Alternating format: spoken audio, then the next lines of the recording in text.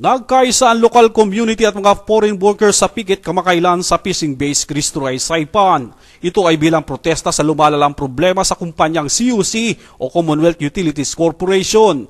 Ayon sa ulat, umaabot sa 5 hanggang 15 oras ang blackout dito magmula pa noong nakaraang 2 buwan.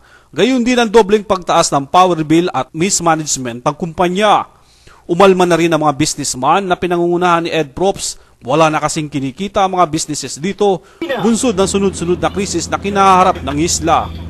Nanawagan naman si Representative Tina Sablan sa federal government at Pangulong George W. Bush na bigyan ng agarang ayuda ang matinding kinaharap ngayon ng buong komunidad. We're asking for help to prevent further deterioration of our infrastructure, to ensure that the rehabilitation work that must be done is actually done right, to rescue our utilities from the constant and destructive forces of mismanagement, corruption, and local politics. Some people even sleep outside where it's cool, so they don't need to pay the power bill because they can't even afford it.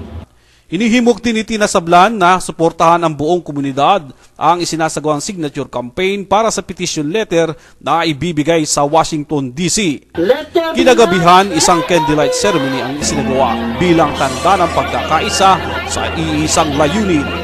Chris Melindo para sa Hataw Balita ng UNTV News Worldwide.